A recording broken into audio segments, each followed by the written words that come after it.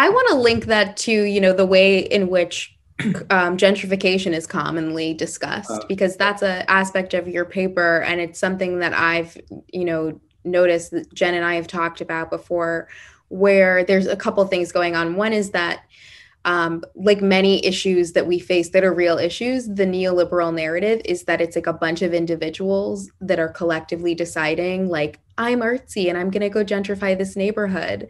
And so even where I live, you hear people be like, I don't want to be a handmaid into gentrification by joining the food co-op. And it's like, are you a real estate company? Like, no. It's just as dumb as me being like, I am doing just as much as ExxonMobil to contribute to climate change because I didn't recycle this plastic bottle, right? Like, but this is where neoliberalism locates, social responsibility.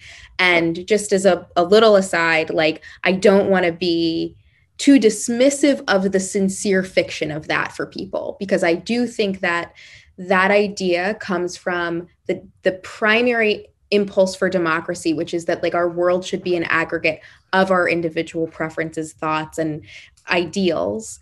But that's not the world that we're in. And so we've got to shove that aside. You can't stop gentrification by like being a nicer, friendlier, or even poorer type of white person.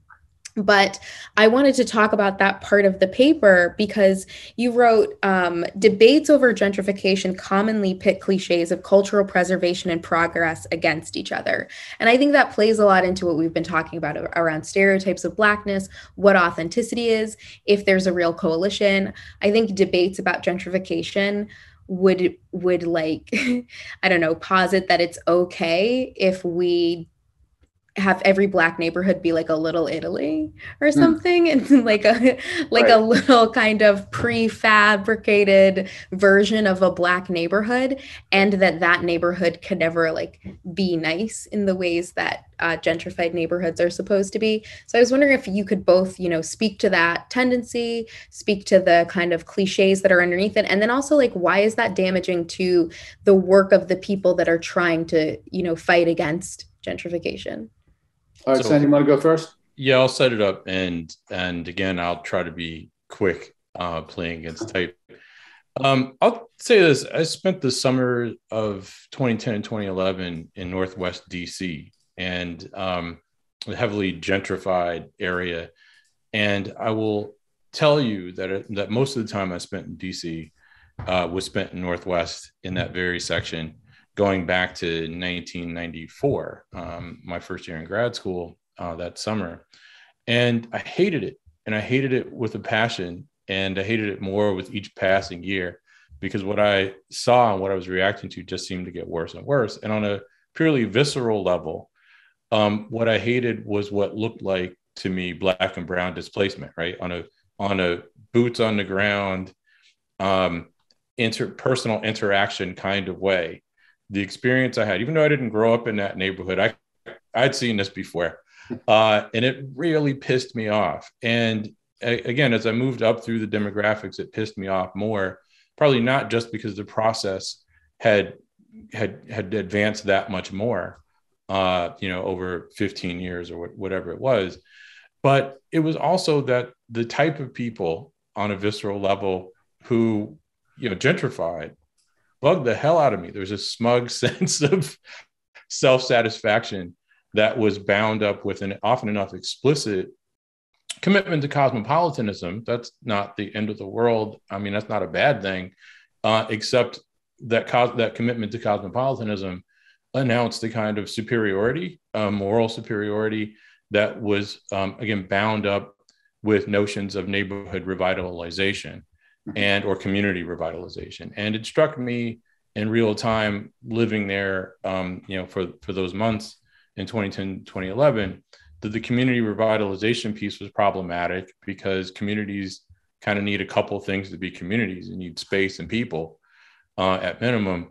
And the space was the space that hadn't changed, but the people had been displaced. So it wasn't community revitalization because we were creating a whole new community.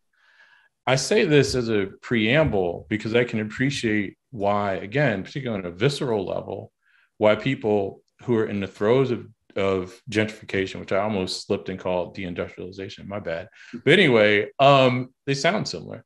I can appreciate why people who are in the throes of that interpret it through this lens of cultural displacement, because it would kind of feel that way. It feels that way, obviously, because what you have is in middle class, working class, and poor neighborhoods, upscale residents coming in, property values going up, right? Policing reflecting the dispositions of the municipality and the developers to transform communities that had been middle class, working class, or poor, and I should stress, including middle class, right?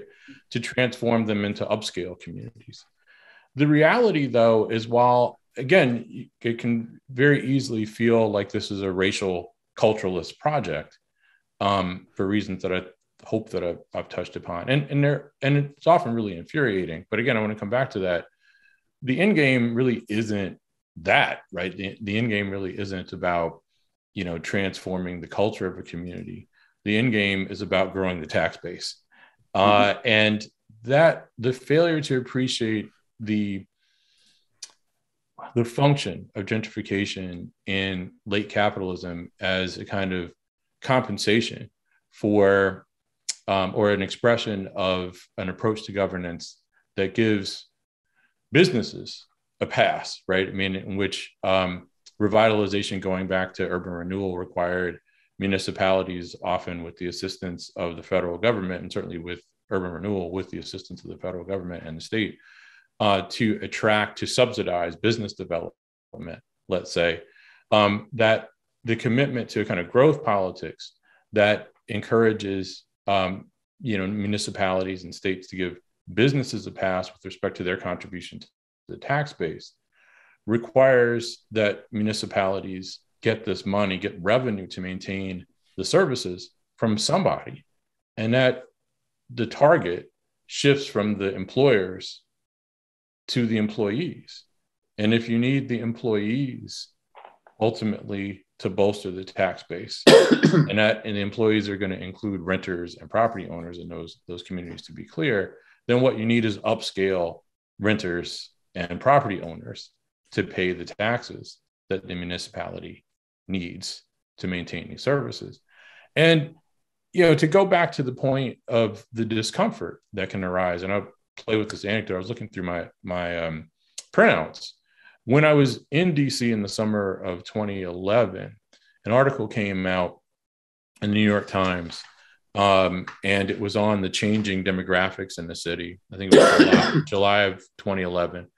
And it focused on the fact that for the first time, I think that summer, DC was no longer Chocolate City. I guess it was more Mocha City, but it was no longer a majority Black city. There was a slim white majority at that point. And this article explored the tensions that were brewing in the city. And it sort of touched upon displacement through taxation was a big part of it, or that was an element of the article. But it also explored the cultural dimensions. And one of them was, I guess this was in Northwest DC, an ordinance was passed that banned the sale of chicken wings at 7-Eleven. And again, I mean, like when I read this, I was beside my Blackness informed my outrage over this.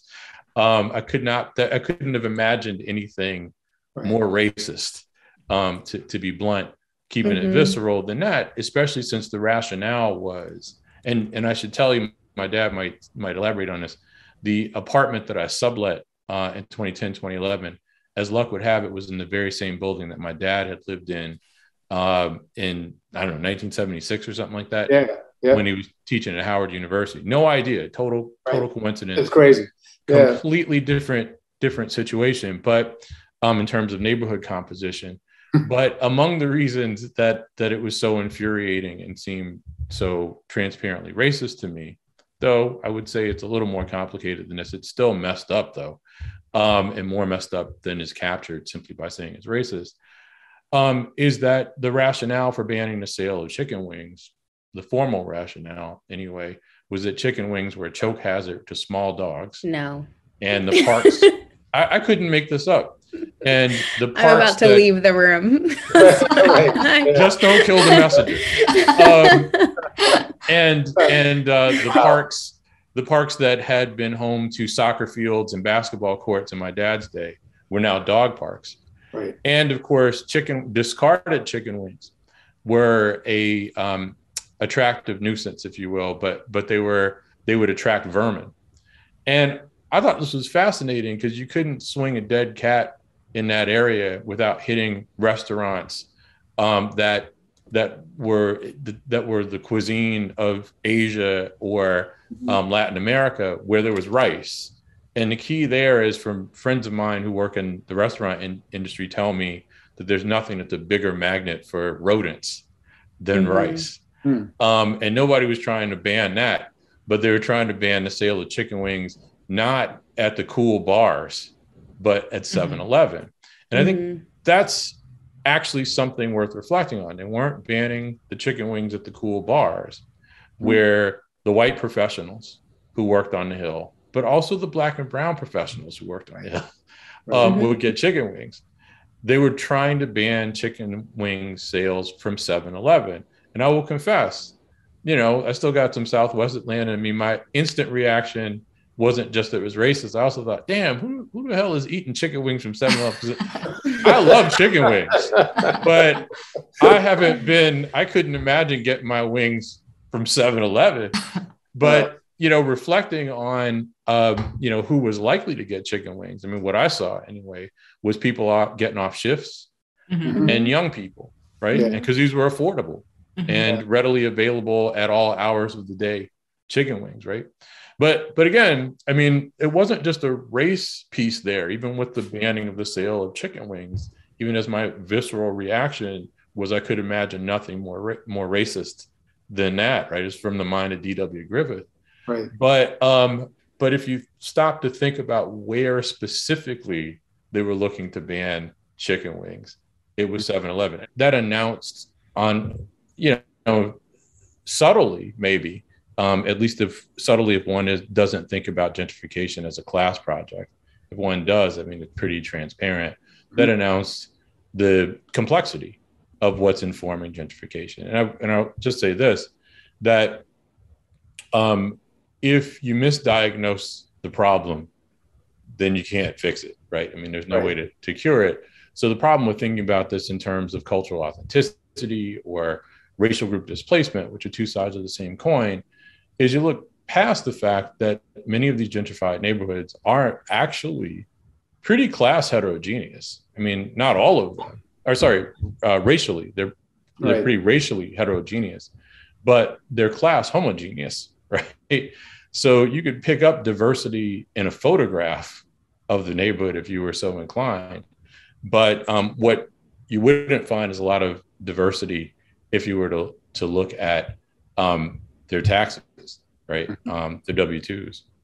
Yeah, well, yeah. I mean, I'm going to bring the chicken wing all the way back to the older Adams Morgan when I lived in that building. Because one day I was walking past another building close to Connecticut Avenue with a friend of mine who later went on to be like a big CBS News personality.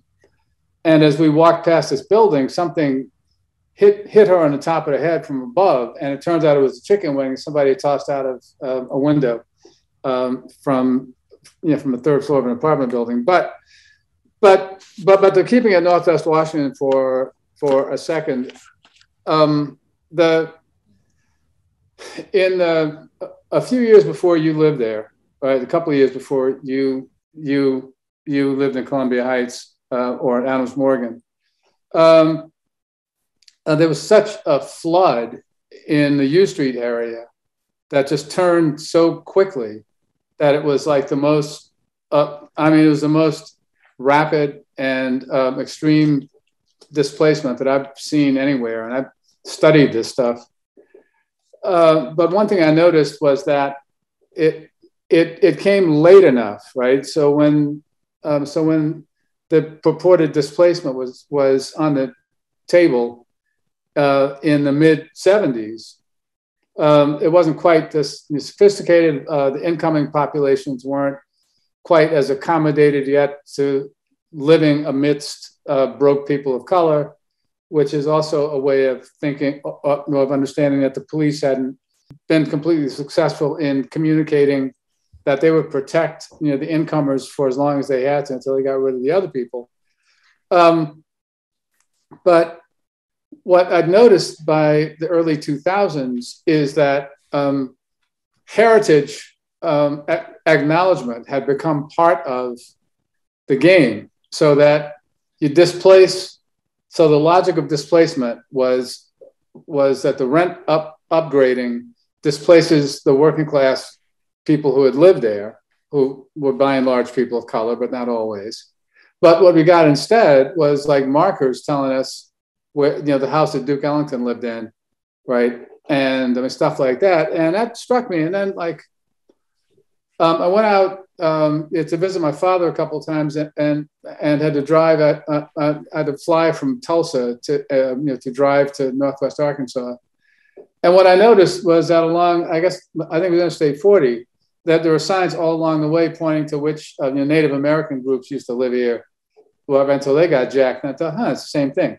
But all of that is to say, however, that I very much argue against the culturalist understanding of the phenomena at this point. And that's why even I would argue against calling it gentrification. I know people aren't going to stop doing that, both because it's familiar and it's less infelicitous than my alternative, which is publicly subsidized rent intensifying redevelopment, right? But that's what the process is. And another feature that I noticed in that mid 2000s of an episode was talking to Black people about it, right?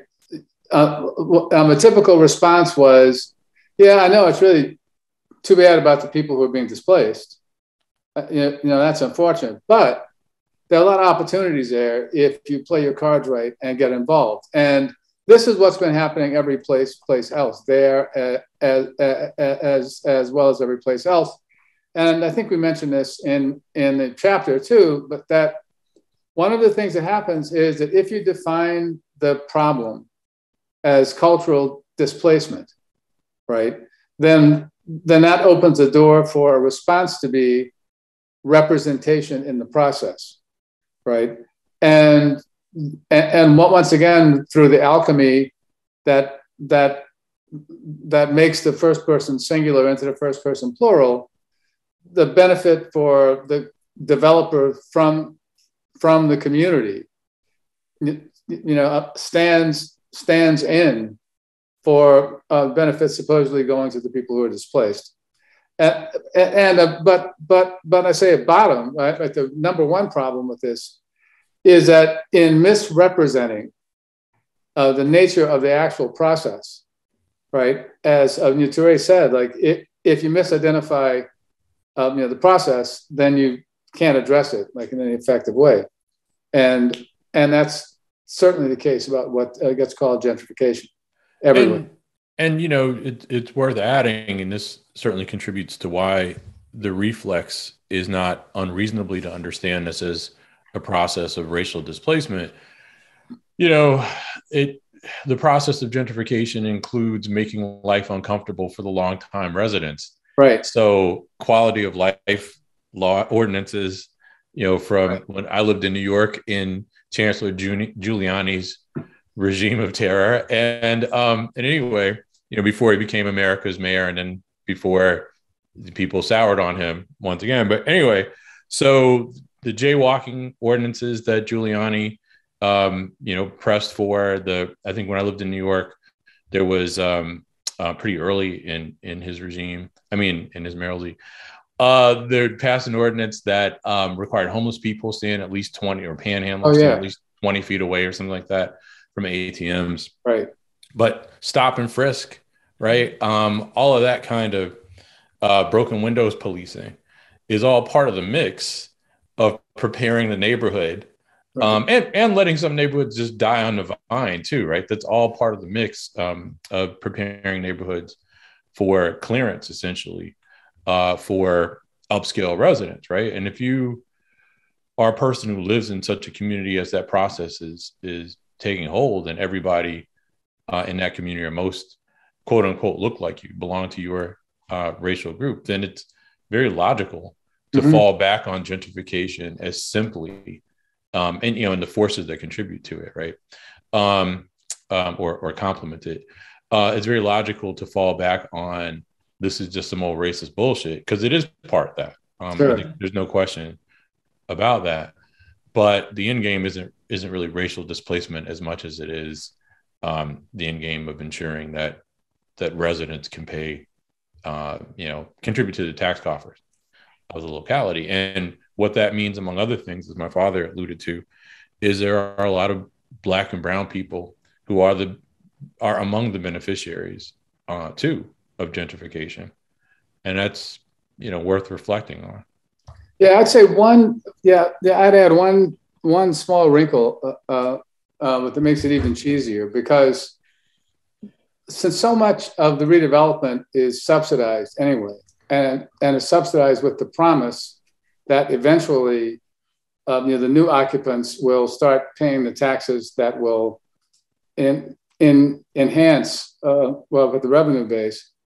The fact is that often enough, the subsidies that have been given to the developers are never recouped. So part of the way the game goes is, we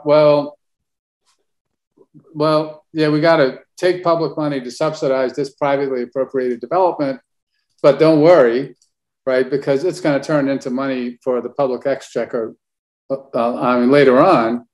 But then 4 or 5 years down the road, you got to cut the budgets, or rather cut the libraries, cut the road work, right? Because you haven't made up the money that's been given away in upscale tax breaks. So that's a pretty cheesy thing. So in that sense, it is the new urban renewal. Yeah, very much. If you like this video from The Jacobin Show, please hit like and subscribe and share with your friends. Thanks.